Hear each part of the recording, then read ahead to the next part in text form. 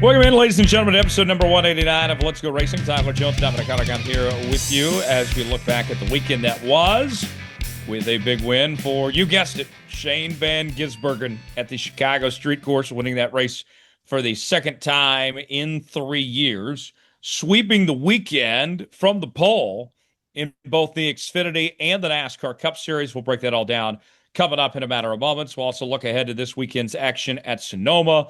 We'll go over the top headlines in the sport with our news and notes, and then we'll wrap up with our mailbag segment before we get out of here. Dominic joins me right now. Dominic, SVG does it again. This time, not nearly as dominant as the Mexico City race, as Tyler Reddick was charging there towards the end. And if he had about another lap or two, we may have been talking about a different outcome if this race would have gone to overtime and avoided the rain, too. But nonetheless, SVG, I think we all knew going in that he's never going to be a great oval racer. That's not a knock on him. That's just reality. But if you're Team Trackhouse and you can get a guy with having, 6 or 7 road course races on the schedule right now, if you can get a guy like that can guarantee you multiple wins and be in the playoff every year, I think SVG has proven his worth that he deserves to be at the Cup level for a very long time. I've been very impressed with this rookie campaign here, even if he's not doing great on the ovals every other week. And he's getting better on the oval. That's going to take some time. It's similar to Marcos Ambrose when he came over about 10, 12 years ago and to start running full time. You knew he was going to be a threat at Sonoma and Watkins Glen. And as the years went on, those short tracks, Martinsville, Bristol, I believe there was a track that was similar in Australia that was similar to Bristol. So you saw Marcos do really well there. It's going to take some time. And SVG's what, 34, 35 years old. So he's still got some years to learn, and he's got some years still longevity in the Cup Series, I'd imagine. But looking at 3 career wins, is it safe to say, Tyler, like we had to go peak Marcos Ambrose and peak SVG? I'm thinking SVG's the better road course racer, maybe even the better overall racer. We're still early in this, but 3 victories, they've all come on road courses. He's showing what I'm sure teams were hoping to do in the 80s and 90s when you would have guys run at Riverside. I think Earl Ross was a guy that was pegged for the road courses, and you had Ron Fellows and Scott Pruitt. And SVG is doing what these guys could do, and that's win on a road course. SVG has revolutionized what a road course ringer is, in my opinion. I would even take it another notch, Dom. I've been so impressed with SVG, and I know he's got the 3 road course wins now, and he's done very well on other road course races too. Sometimes he's had some bad luck or whatever it may be. With him winning this many road courses this early in his career, and we know the advantage that he has with these cars. He won't even let them show the camera on his feet anymore because he doesn't want to give away his secrets, and how well he's mastered the next gen car on these road courses with how similar it is to the V8 supercars. Um, I think that there is a strong likelihood that SVG, his legacy in NASCAR, could go down as the greatest road course driver of the history of the sport. You talk about how I think, right? I think we're both on the same page. He's revolutionized what a road course ringer is. You see some of his Australian supercar competitors trying to replicate this. Will Brown, Cam Waters, and they're not able to do it like how SVG is. Again, this is 10, 15, 20 years down the road, but we talk a lot on the show about what a Hall of Fame is for the sport and how it goes beyond the stats sometimes. SVG and his revolutionary road course racing, he knocks off 10 to 15 career wins when it's all said and done, Tyler. We might be talking a Hall of Fame caliber driver, not because of 200 wins, not because of championships, but because of how he's revolutionized, say that 5 times really fast, road course racing in NASCAR, in the Xfinity Series, in the Cup Series. Certainly an argument to be made for that over the course of time. He's making a strong argument. Early. I know this is early, but something to think about. I was thinking about this too. There's a lot of talk right now. People are frustrated with the way that Team Penske has dominated at Phoenix, and people are like, man, they got an unfair advantage when it comes to the championship race, which is just goes back to something that they've figured out at that place. I don't think it's that big of a deal as some people may make it out to be. But on that notion, you know, they're talking about moving this championship race, and maybe I'm getting ahead of myself here, but we've seen how crazy this playoff format can get, and survive and advance. And there is a road course race on the playoff right now with the Roval. If we ever get to a day where a road course is the championship race, which I don't think will happen, but you never know with NASCAR. They are unpredictable at times. I mean, these teams would be sweating if SVG somehow was in a Final Four at a road course with a chance to win a championship. It's not out of question too. When you look this year, Tyler, yes, we have one road course in the playoffs, and it's the final race of the round of 12, the Roval race there in the first week of October. He captures enough playoff points and stage points in that first round of 16, and there's other guys that have issues. You don't have a super speeder race. You have a lot of ovals, which is the weakness right now for SVG, which no fault of his own, like you said, just not what he's raced on. He could advance. Recall Ricky Stenhouse Jr. in 17, winning those two races at Daytona and Talladega, gave him the opportunity to advance to the round of 12, the next round, because of those playoff points being able to carry in stage points, I believe, at Dover. He was able to advance because McMurray couldn't do it, or whoever else he was able to beat that year. It wouldn't shock me to see SVG move on to the next round of the playoffs. And I believe he did that in the Xfinity Series last year, too, with his 3 victories and all the playoff points he had. Those playoff points carried him to that first round. And you look at the rest of the year ahead, there's a very good chance he's not done winning yet. He could win this weekend at Sonoma. We got Watkins Glen coming up. We got the Roval. And, we still have 2 more plate tracks where anything's possible, when it comes to Daytona and Talladega here. Um, I know that his points number isn't that great of raw points, but getting these wins, this is shaping up to be the best rookie season we've seen of anybody in a while. Chase Elliott made the playoffs as a rookie in 16, but he didn't hit a win in that win column. We haven't seen a multi-win rookie of the year candidate. Correct me if I'm wrong, Tyler. Has it been since Jimmy Johnson and Ryan Newman in their campaigns in 2002? It's been a long time since we've seen a Um, rookie win more than one race. yeah, it has been a while because But maybe Hamlin. Danny Hamlin in '06 might be the last one because he won Pocono twice that year. that's true. Denny in '06. Um, yeah, that might be the only one. This is some elite territory that SVG is getting himself into. And I think for track, it's one of those deals too, like everything is situational, right? And if your team Trackhouse, you are not you're not Hendrick Motorsports, you're not Joe Gibbs Racing, but you're also not Legacy Motor Club or Front Row Motorsports either. You're somewhere in the middle of the pack.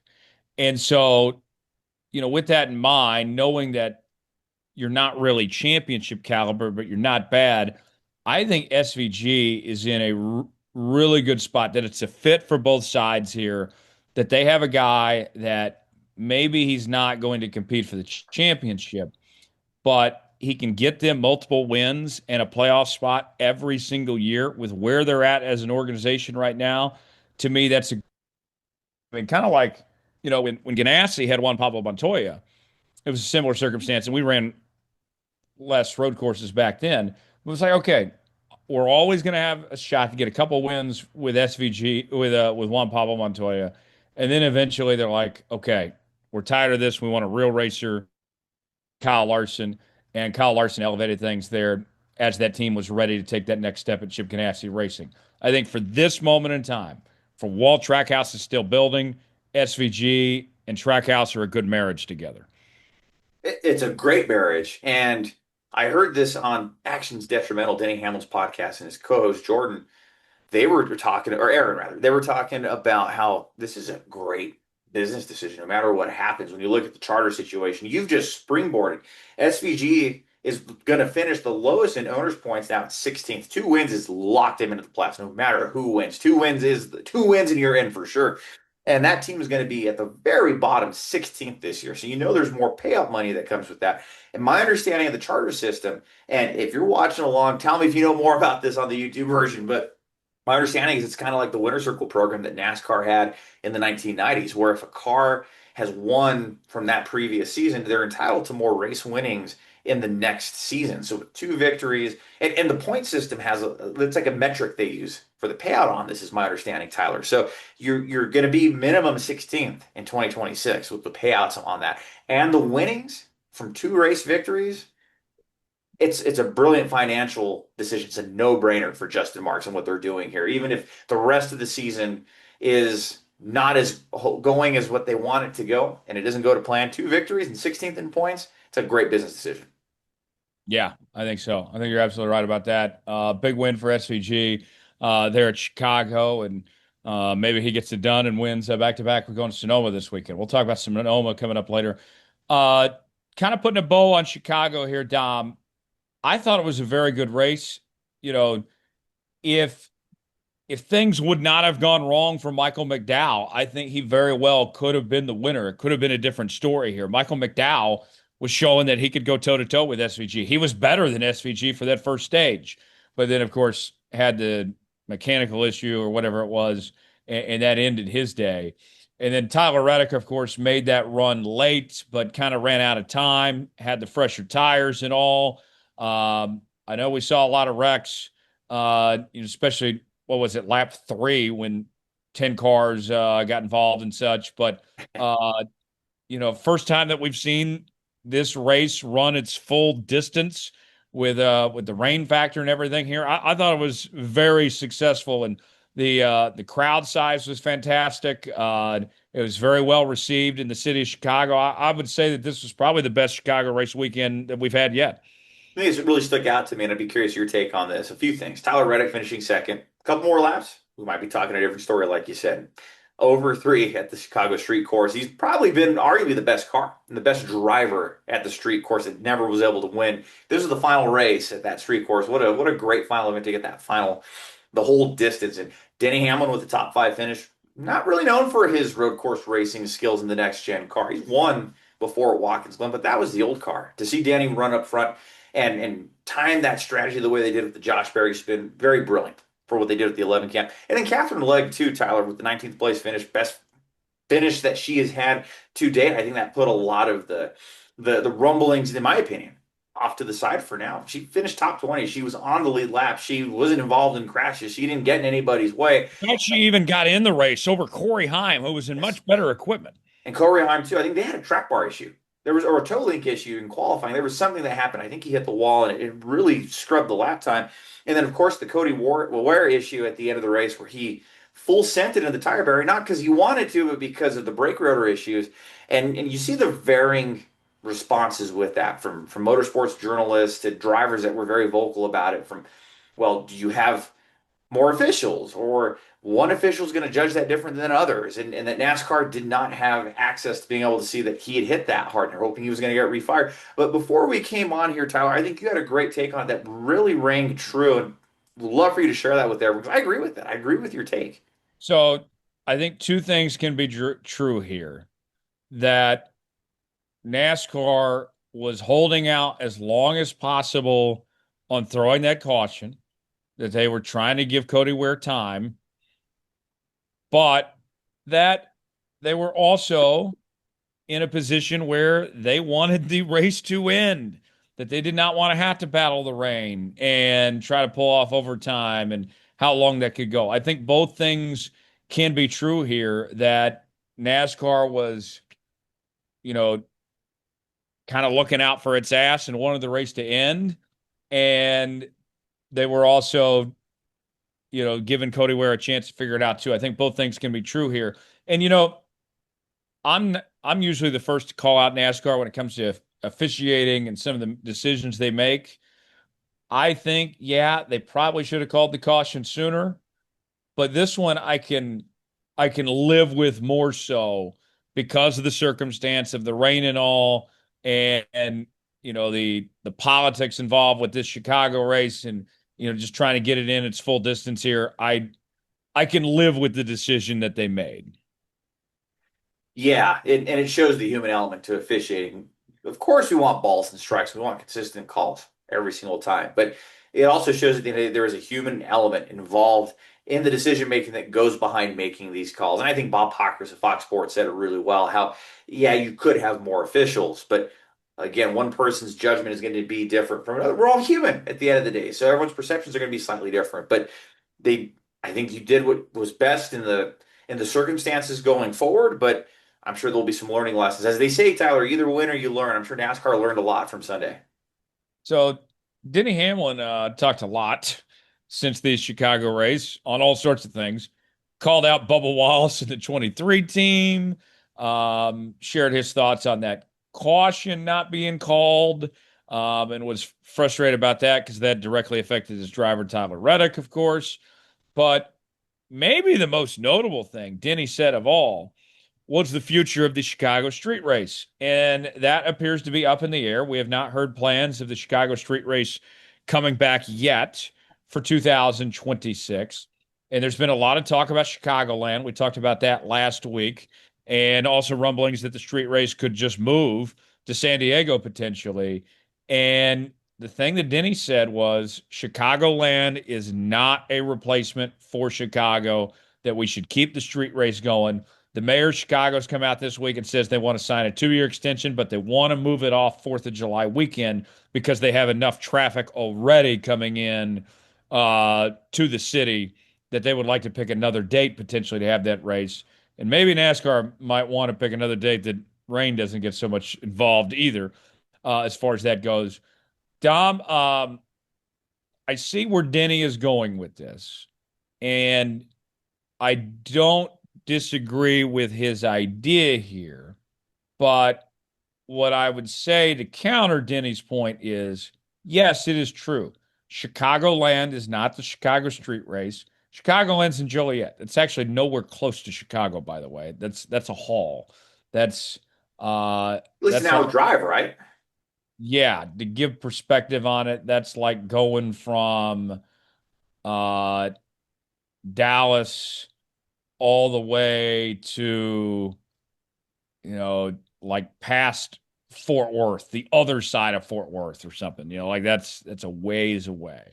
Um, so yes, he is true when he says that. But this was what I would counter to Denny's point, Dom, is Chicagoland, I think, is the perfect track for this next gen car. That the mile and a halfs, they haven't figured out. Chicagoland, its surface wasn't great at the end of its run, but now that it's been sitting there and we've seen that the tracks are better right now on older surfaces, I think that bodes well for Chicago right now in that sense that we would see great racing. And you add in a San Diego street race, then that changes things where, okay, maybe you lose the Chicago street race, but I think we're better off with going to a new market in San Diego and staying in Chicagoland and getting a good race here. Yes, Denny's point is valid, but when you factor in a San Diego street race, I think you balance it out and you actually get something even better. Those are some interesting points to digest. And I know that 2 year option's on the table for Chicago to bring it back. So if it doesn't come back 4th of July weekend, did Denny say, do you know if the mayor's office has said, do they want to potentially move it later in the month, a different part of the year? Is that publicly known at this time? They want a non-holiday weekend. Okay. So that pretty much opens up the calendar. And Chicago being a colder city, it's probably going to have to be a late spring, early summer, or somewhere May, June, or August. Even July. You might be able to keep it in July, but Yeah. man. And then bringing back Chicagoland, I like that idea because we know these mile and a halves tend to be the bread and butter of this next gen vehicle. We just got to figure out the short track racing. We've definitely talked a lot about that, but mile and a halves tend to be really, really strong right now. And you want strong racing, you want memorable finishes and things that are going to make highlight reels 20 years from now. Chicagoland could probably offer that opportunity as well. Yeah. Dom, the way I look at it, I'd be curious what you think. I'm okay with getting rid of the Chicago street race if we get another street race like San Diego and we stay in the market at Chicagoland. I think that's a fair compromise. If we get away from the Chicago street race, but we don't go to Chicagoland and we don't have another street course, then I would take issue with that decision. Yeah, you want to try to keep all parties happy, and then you don't want to move out of the third largest market in the country. Chicago is a very, very big area and a lot of new race fans. I think Adam Stern had reported on it too that even though it's the third year, you still had about 60% of the fans who had purchased tickets that were going to their first race or they were first time buyers of race tickets. So you don't want to eliminate that completely. Chicagoland might be a haul. That might not be worth it for some people, but you're still going to have your loyal fans. And that's a very deserving market, in my opinion, for NASCAR racing. Again, you want to serve your large market. San Diego is going to give that opportunity too, but there are ways to make this where it's all going to be feasible and happy. But I'm sure the schedule, the 26 schedule, is a living, breathing document right now where it's still trying to be figured out. We probably won't know for a couple of months. NASCAR hasn't been afraid to release the schedule later in the year when there's a lot of moving parts and pieces, which there sounds like there are right now. So the math's got to be adding. If you add two and take away one, you got to take away another, and it's got to be a NASCAR owned ISC track that loses a date. And Dom, I was talking about this with our friend Brett Alper, and I would think it would have to be somebody that has a second date. I think of the new tracks you've added by NASCAR, they've all been pretty successful. St. Louis and Iowa have had sellout crowds. I can't imagine them losing their dates. I would think that like maybe a Martinsville or a Darlington, one of those small market races in the South. Um, we're only going to Richmond what once now. We don't Yeah, have a we're down to chance. one date now. Yeah, I think that would probably be the sacrificial lamb, like probably one of those to losing one of their dates to accommodate to make San Diego and Chicagoland happen. Well, the other factor too, I don't know if this is including that formula you're talking about with making sure the maths. Mexico City's not renewed at this time, at least the taping of this podcast. So would that get scrapped potentially? Because that has we know NASCAR is quick to announce on that race weekend. Great example, Pocono, when they had the doubleheader. Hey, we're coming back next year. We're doing the doubleheader. We're coming back to Pocono, or whatever the case is. So we're not seeing that right now. Does that all include the Mexico City stuff? Or is that another element to this? Yeah, Mexico City is another interesting one because NASCAR's made it known they want to go back to Mexico City, but that they're going to need to make a bye week happen in order to make the travel logistics a lot easier. And if you follow the NASCAR schedule, the bye week situation's tough to begin with anyway, of when they can take off. We don't have any more off weeks the rest of the season at this point. Um, and we've done the Olympic break in the past and all that too. So yeah, it's a slippery slope. It's a lot to figure out going forward from here. We'll see how it goes. Let's take a look at the updated playoff picture. And we can also talk about the in-season challenge as well that has gone on. But here is a look at the NASCAR playoff picture where things stand right now. William Byron, Chase Elliott, Kyle Larson, Denny Hamlin, Christopher Bell, Ryan Blaney, Ross Chastain, Chase Briscoe, Joey Logano, Austin Cindric, Josh Berry, and Shane Van Gisbergen, if we do not have more than 16 winners, are all in the playoff as of right now. Okay. Then you go to the points. Tyler Reddick, 143 points ahead. He's in good shape. And then the other three after that all have less than one race above the cutoff. So a DNF for any of these guys, and they're in limbo. Or if somebody else wins, then they're out of the playoff picture. Bowman plus 39, Chris Buescher plus 35, Bubba Wallace plus 2. And behind them, Ryan Preece has kind of come alive in the last several weeks. He's only 2 points back. AJ Allmendinger, 43 points back. Kyle Busch, 46 back. And Eric Jones, 20 back. So, with that said, Dom, my thoughts, I'll put it this way. I do think we have more new winners coming. One of them might be AJ Allmendinger potentially here at Sonoma or Watkins Glen. Um, Kyle Busch, I know it's been a while since he's been in victory lane, but he's a threat any given week. We mentioned Priest is improving.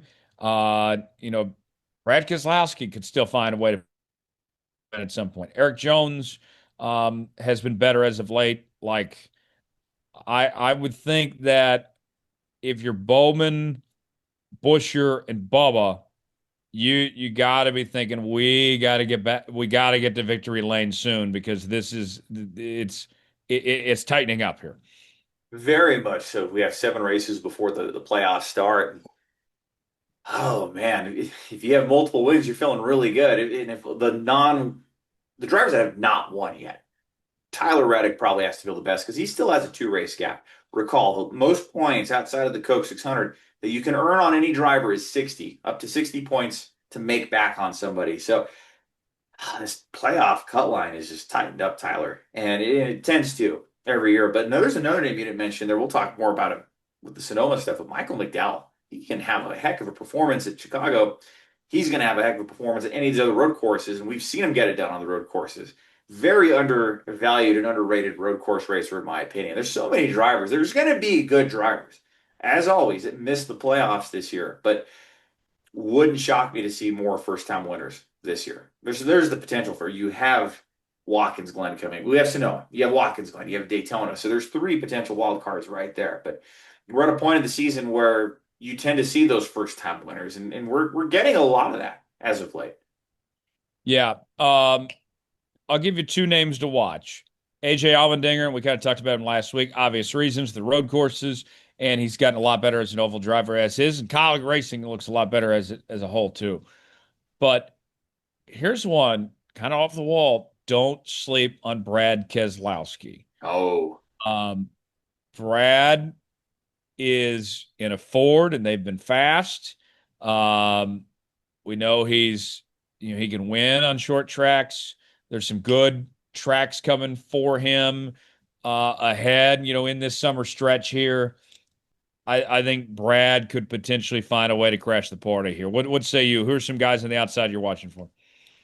Brad Keselowski's always a good pick. They tend to be better. That 6 team has been really, really good on the mile and a half. We saw it at Kansas, and the results, of course, didn't show that. So Keselowski's a good name there. Ryan Preece, Chris Buescher, some of these guys that haven't won with the RFK camp. RFK has been looking really stout as of late. Kyle Busch, longest winless streak of his career. We've seen these road courses. His 2 top 5s. It's weird to say, Tyler. 19 races, only 2 top 5s for Kyle Busch in 2025. They've both come on road courses. The 5th at Coda and the 5th this past week in Chicago.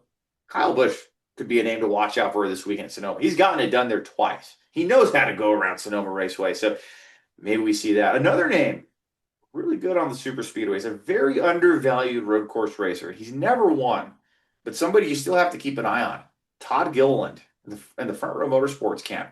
Gilliland picked up his first career top 5 on the Indianapolis road course a few years ago in his rookie campaign. And FRM keeps bringing him back every year. Todd Gilliland could be somebody to watch at some of these road course races. Yeah, he very well could. I think that's a great point on your part. Let's take a look at the in-season challenge. We're down to the final 8, just like everybody thought it would be. Ty Dillon and Alex Bowman. Then you have a battle of the Legacy Motor Club cars, John Hunter Nemechek and Eric Jones. And the other side of the bracket, Ryan Preece and Tyler Reddick. And then Ty Gibbs and Zane Smith round out the final 8. Couple thoughts on this, Dom. First off, credit to Ty Dillon. I mean, to take down Denny and then to follow that up, taking out Brad Keselowski this past week. And he's had some great one-liners in these post-race interviews and everything. I mean, no joke. This run he's on right now, this is the best moment of his entire career right now. I mean, it's pretty cool to see what Ty Dillon's doing here, what this in-season challenge is allowing him to show up and show out. If you're Colleague Racing, you got to be loving this too. This is great momentum. Great morale boost too for the people at the shop. And to counter that, his 2 competitors have not reached the full distance in the 2 races. Keselowski wrecked out on lap 2, Hamlin wrecked out in stage 2 at Atlanta. So, but to be credited though, you have to show up. You have to be fighting every week. You have to have your team a chance. And Ty Dillon did finish top 10 at Atlanta. He ran, I believe, all the laps at the Chicago Street Course as well. So to his credit, Ty Dillon is looking really good. Does he make it past the round of 8? We'll see. But I don't think it's the way not that possible. it's not possible for him to win this thing. No, it's not. That might be one of the coolest stories of the entire season. No matter what happens with Ty Dillon going forward, the fact that he made it to the round of eight is still very impressive. Yeah, I think so. Um, the favorite has to be Tyler Reddick, right? Tyler Reddick Yeah. almost won this past week. Somehow entered this thing as the 23rd seed. Took down Carson Hocevar, and before that took down Kyle Larson here. But he's got this matchup against Priest, and Priest has run better as of late. We mentioned where he's at in the playoff picture, and then after that you'd face Ty Gibbs or Zane Smith, and then whoever comes out on the other side, like Tyler Reddick's got to be the one to beat with these final few races here that we have remaining in this with Sonoma, Dover, and Indianapolis. I mean, Tyler Reddick's capable of winning at any of those three races too. My last question for you here. Are we shocked? Are we surprised that of all the eight guys that are left, none of them have found victory lane yet this year? I'm not surprised by that, just because of how crazy this in-season challenge has been. Good point. Yeah, I mean, Atlanta, you have a super speedway style track to start it off, and then two road courses to back that up. You're going to have scenarios like this. I'll say this. I like the idea of the in-season challenge. I wish it was earlier in the season. But with that said, Dom, I would already count this as a success. Could it be presented better? Could they promote it better? Sure, absolutely. But this has been a fun thing to watch on the side. Um, I don't think it's really impacting the racing. I don't think the drivers are you're thinking like, oh man, I got to go past Alex Bowman because he's my in-season challenge competitor. Ty I Dillon might this weekend. I think most of it is for the fans to enjoy Yeah. and have some fun with it. But thank God this is not the playoff format. NASCAR, do not get any ideas. Don't make this the playoff format. I think this is a fun thing that feels like an exhibition of sorts. Some people can follow along at home and have a good time with. But I would say so far it's been a success. Sounds like you're warming up to it because I remember you were very critical of it a few weeks back. Yeah, like I still have the same complaints I did before. It's hard to follow on TV. They're not doing a good job covering it. The timing of it sucks, and I think that the winner is underpaid. Only $1 million. Like, come on, like those three things I still take issue with, but I think there's still been more good than bad. Okay, fair enough. So, anyways, let's move on and get to our news and notes for actually, not quite. Let's talk Sonoma real quick. Got ahead of myself there. Sonoma, formerly known as Sears Point, formerly known as Infineon. It's had about 100 different names. Sonoma, Dom, a little bit later than what we typically go to Sonoma. Wine country. This has always been, I think, one of the best travel destination races. Like, you take the wife to this race, and get a little bougie, enjoy yourself. I know you've been out there. A lot of history at this place. I think we're setting up for a pretty good show, and SVG's got to be the favorite. Yeah, and he won this race last year in the Xfinity Series, so he's taking laps around. I know he hasn't been in a Cup car yet, but great opportunity for him in Trackhouse to go etch out that third win, just like he did in 24, three wins before they entered the playoffs. Got to be thinking SVG might be the pick. We'll get to that here in a minute, but Sonoma's a great part of the country. You're about 45 miles, call it northeast of San Francisco. You're near Vallejo, California, which is Jeff Gordon's hometown and former capital of California at one point as well. So it's a really cool part of the country. A lot of hills, a lot of vineyards, a lot of wine for sure. It's a great part of the country, and like you said, great destination too to take the spouse. Um, and then like when you talk about this race, we've seen in the past, Dom, the non-road course guys, like if I would say of any of the tracks that we run road courses, this is probably your best chance to get a win that these drivers know so well. Like, you know, we obviously mentioned the likes of SVG and AJ Allmendinger and Daniel Suarez and some of these guys, when it comes to these road courses.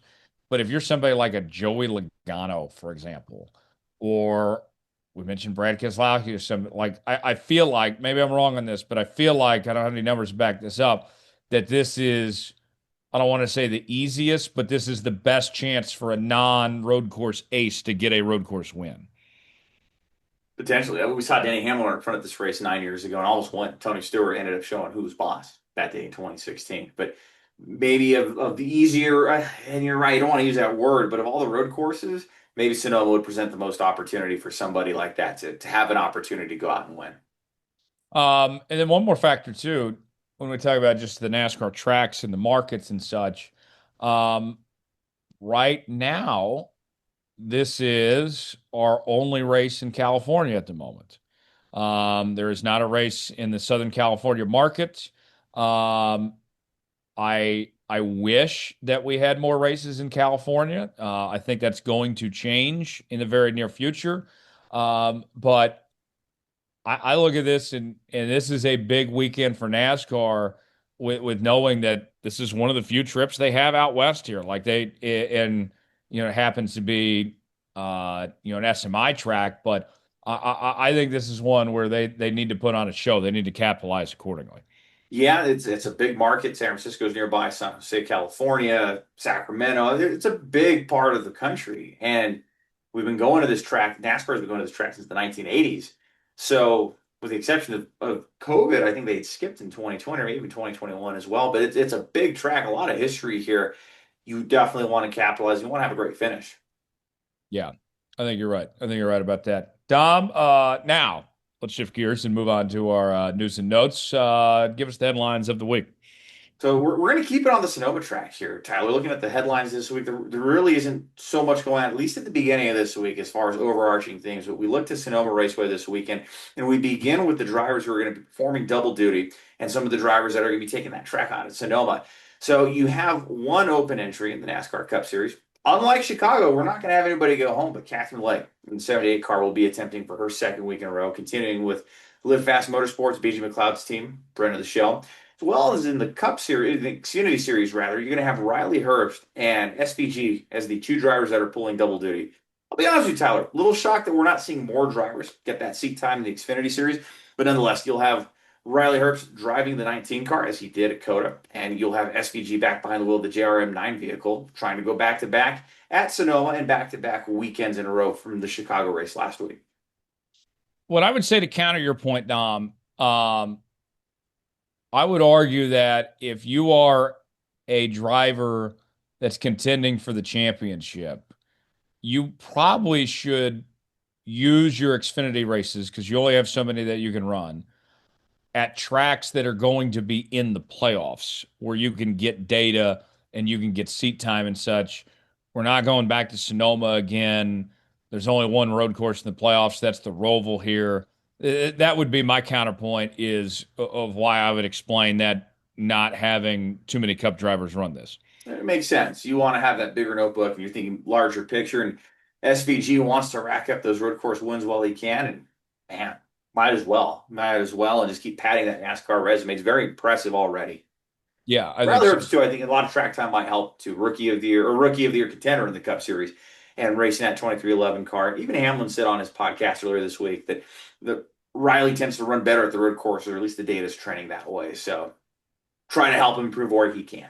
Yeah, and you mentioned earlier about Catherine Legg, and she's back and racing again. 19th place finish.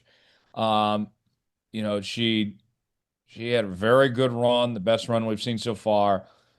No offense to our buddy BJ McLeod, but that's not the best equipment by any means. Making the field and then doing this, like she had faced a lot of criticism, and honestly, a lot of it was justified, to be frank, about her being in a cup car and some of the problems that she had caused.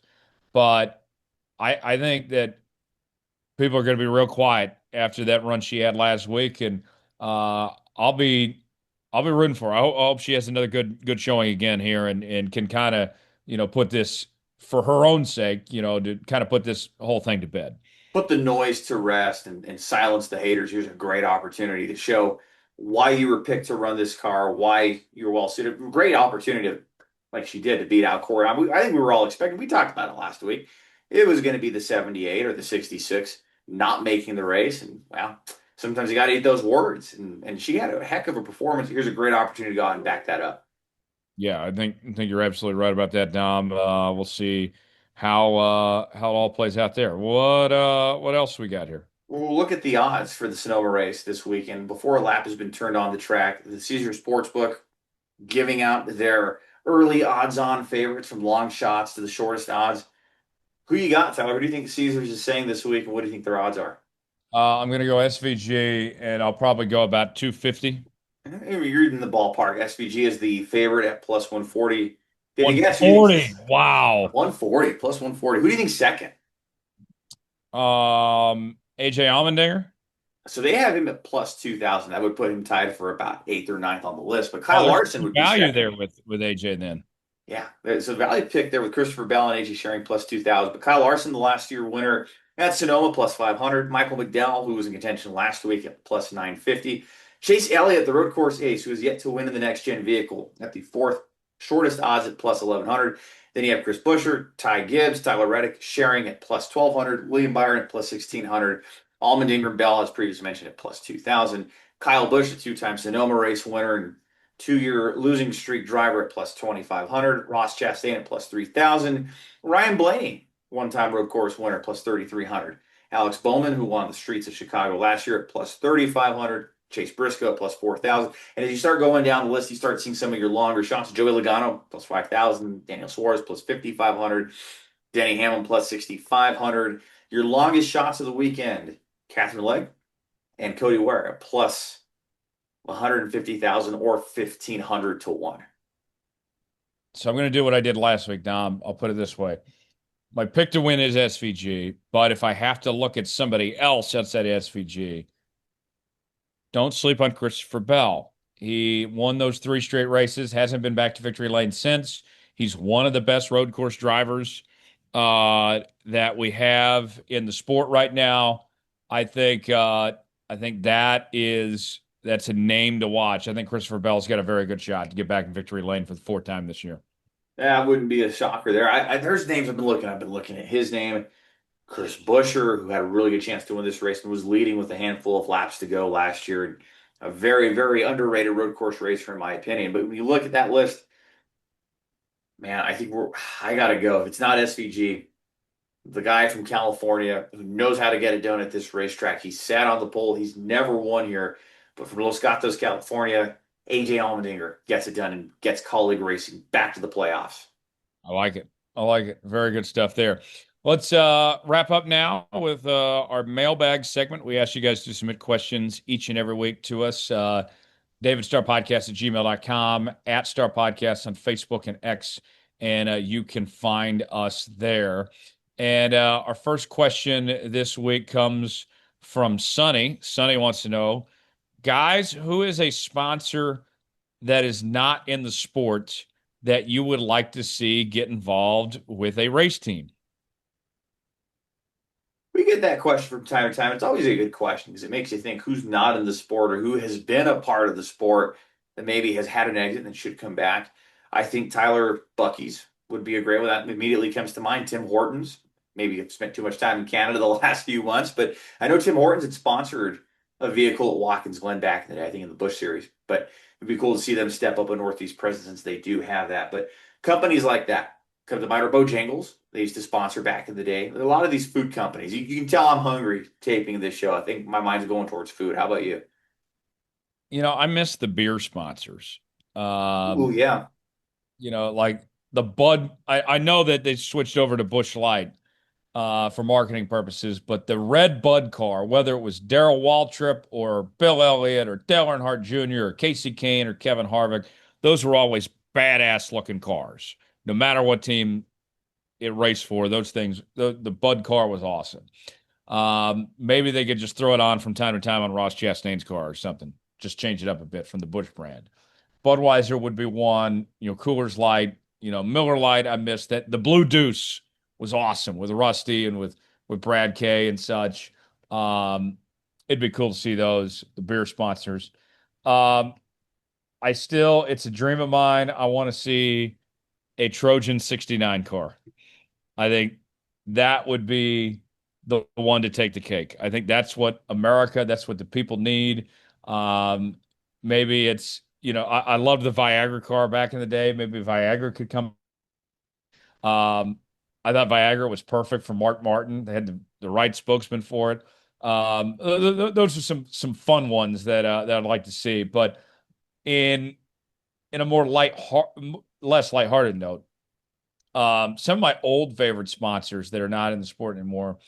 You know, I I I enjoyed when Jeff Gordon, after DuPont left for a while, or took a reduced role, I should say, the Drive to End Hunger scheme. Like, I don't know if that campaign still exists, but that was actually pretty cool. I thought it was a good transition for Jeff Gordon's career. Home Depot and Lowe's became synonymous with the sport with what they did. I'm glad the Aaron's Dream Machine's back now with Front Row Motorsports. I mean, there's just so many I could potentially think of. The possibilities are endless. And Aaron's did come back this year. I believe Zane Smith and Todd Gilliland have some sponsorships there this year Yeah. with Ford Motorsport for a couple of races, maybe 3 or 4 race deal. But Hertz is coming back too. I missed that in the news and notes, but they're coming back there with Legacy Motor Club, I believe. So really cool to see And some. Red Bull came back this year with Trackhouse with Zilich and Shane Van Gisbergen.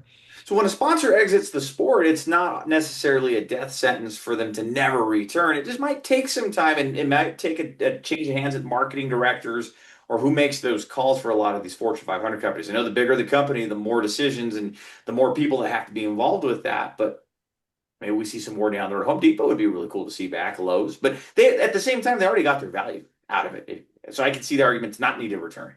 Well, and on top of that too, the archive footage of Tony Stewart with the 20 car, Joey Logano in there too, among others. Um, Jimmy Johnson in the 48, like that stuff. You talk about return on investment, those photos, the videos, the replays, they live on forever. Yes. Even though they might not be writing a check now, they're still getting plenty of publicity, even all these years later. Like, how much money did Wonder Bread and Old Spice make off of Talladega Nights? And the fact that those movies still air on TNT and TBS every weekend, I mean, Yeah. it's a fascinating point. All right. Next question in the inbox comes from Eric. Eric wants to know, guys, who do you believe is the best prospect in the sport right now? Is it Corey Heim, Connor Zilich, or someone else? Dom, your thoughts? Yeah. Can't go arguing Heim time. And even, I know the whole Chicago thing's probably put a little bit of a temporary black eye on him and his resume, but when you get faced with adversity rather, you come back bigger and better. And like a great example, Tom Brady losing that Super Bowl in 2007. He said, "Oh, how do we won? I might have retired a lot sooner, but it fueled him. It made him drive." He was a shoe in to race at Chicago. So that minor setback is probably stewing with him because of his limited opportunities in Cup. It's only going to make him better. Corey Heim is somebody at the top of that list, I think, that is going to be doing some great things. Connor Zilish in the Xfinity Series, another one, got to be thinking he's the replacement there too for the 99 team. And he's been great on the ovals, superb on the road courses. You know he's going to be a contender just like SVG. So those two names come to mind. Corey Day will be an interesting one too, Tyler, to find out. I know that's somebody I believe Kyle Larson has had a hand in picking and has really recommended with Hendrick Motorsports, and he's kind of been hit or miss in that Spire truck, but we haven't had a big enough sample size, I think, to see quite yet with Corey Day. But those three names come to mind for me. They're going to be very fun to follow over the next few years. How about you? I think Corey is the right answer.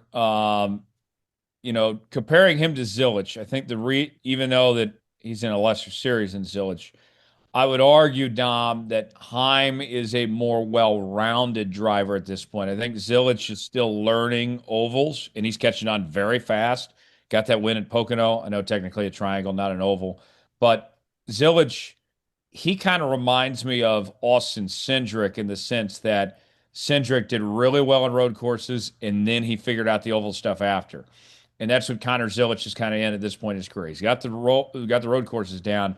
Now he's trying to figure out the ovals. He still has some progress. I think Corey Heim is more well-rounded at this point, where Corey Heim can win anywhere. But both guys, I think, have a chance to be superstars in this sport. You're not wrong on that, and time will tell. And Hopefully none of these guys are flops, but they're so young.